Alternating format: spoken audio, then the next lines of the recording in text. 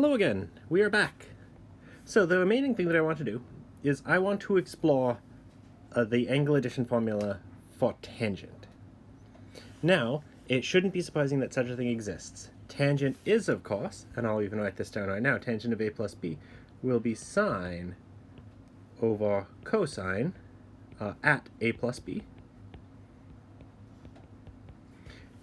Now I have an angle addition formula for both sine and cosine.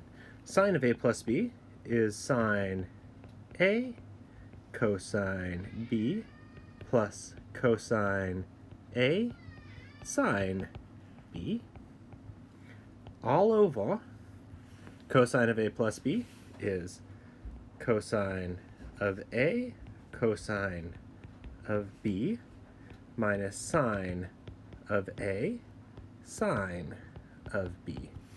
And on the one hand, there's a formula. This is a formula that says if you know the angles a and b well enough, then you know tangent of a plus b. However, this is a formula that involves sine and cosine, but it's a formula for tangent. It would be much nicer if this were a formula for tangent of a plus b that involved tangent of a and tangent of b. And in order to motivate how we'll get that formula, well, look at what we have. And maybe I'll emphasize this bit right here. I see sine of a. If I wanted that to be tangent of a, well, what am I off by? I'm off by division by cosine of a. Similarly, here I see the sine of b.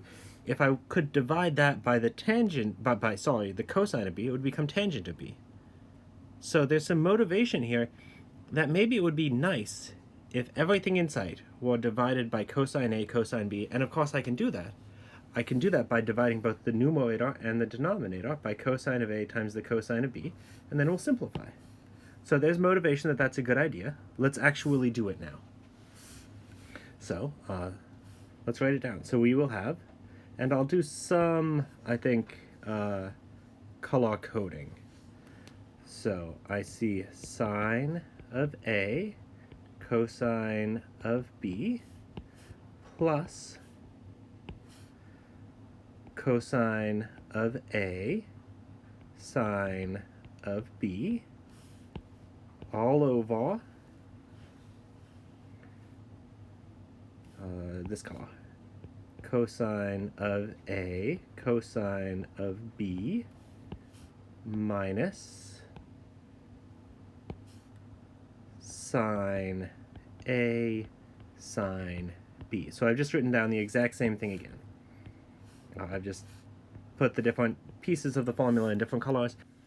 Now, as I said I would do, I want to divide both the numerator and the denominator by cosine a, cosine b. So let us do that.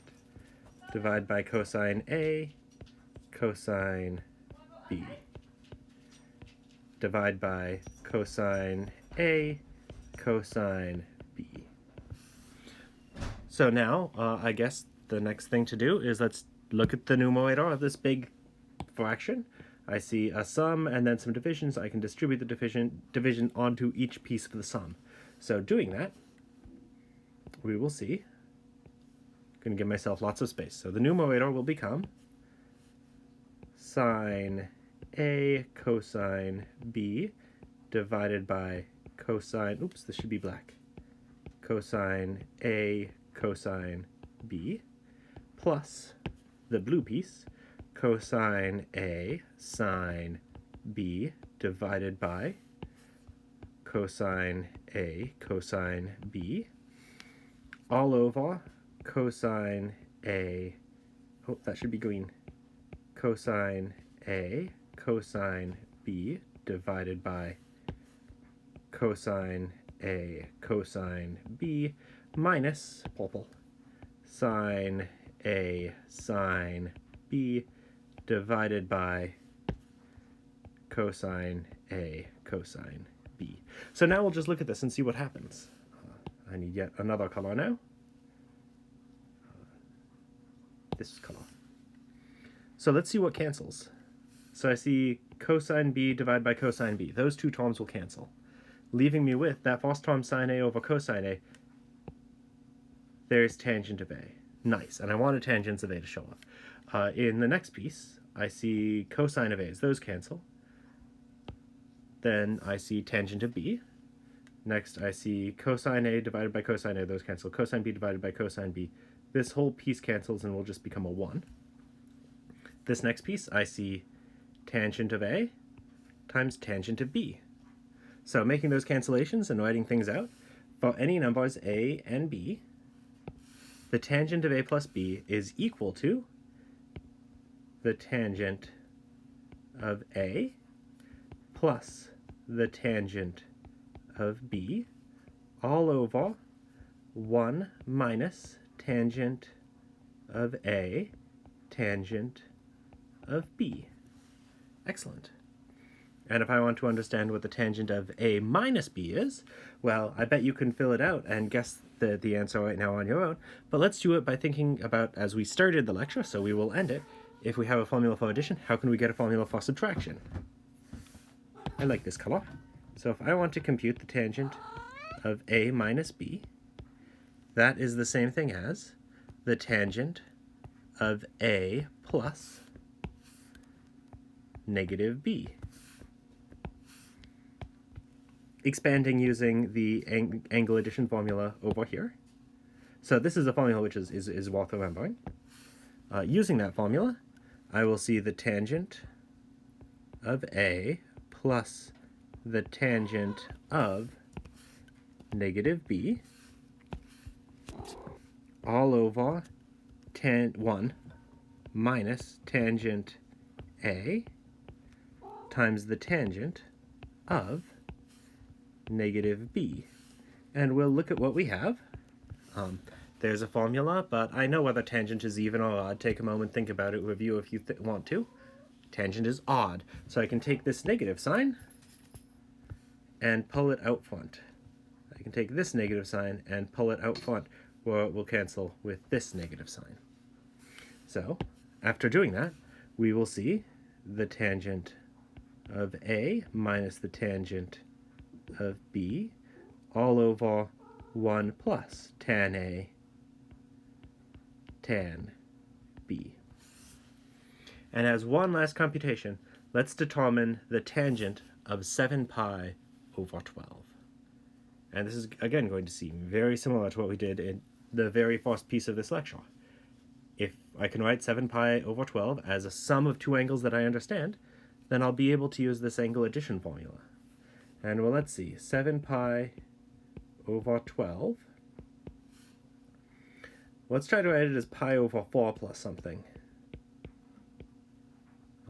So apparently I'll need a denominator to be 12. Well, pi over 4 is, let's see, that's 3 pi over 12. So that accounts for 3 of the 7 pi over 12s. So I still need another 4 pi over 12. And what is 4 pi over 12? Doing some cancellation, I see that 4 pi over 12 is, oh goodness, pi over 3? Oh, nice. These are both the angles that I understand, so that's useful. If I want to compute the tangent of 7 pi over 12, I'll use that fact. The tangent of 7 pi over 12 is the same thing as the tangent of pi over 4 plus pi over 3. Next, let's use the angle addition formula. So there will be my A, there will be my B. The tangent of A plus B is the tangent of A plus the tangent of B all over 1 minus the tangent of A times the tangent of B. And of course we're not done yet. The whole point of making that substitution is I know what the tangent of pi over 4 and pi over 3 are. The tangent of pi over 4, think about it for a second, is 1. My tangent will be sine over cosine, but I know sine of pi over 4. I know cosine of pi over 4. They're both root 2 over 2. Root 2 over 2 divided by root 2 over 2 is 1. Tangent of pi over 3, well, that's sine of pi over 3 is root 3 over 2. Divided by 1 over 2 is root 3. All over 1 minus 1 times root 3. That'll be 1 plus root 3 over 1 minus root 3. Now, I see a square root in the denominator. whenever you see a square root in the denominator, you should try to get it out of the denominator by doing some more algebra. And the trick that we'll need to do is to multiply by the so-called algebraic conjugate. So much like how if you want to get 1 minus I out of the denominator, you would multiply and divide by 1 plus I. If you see 1 minus the square root of 3 in the denominator, you should multiply and divide by 1 plus the square root of 3. And we'll see that this is helpful in just a moment. So let's compute out what the numerator and denominator are. So the numerator, I guess we have to FOIL. So foiling it out, first, 1 times 1 is 1. Outside, first, outside,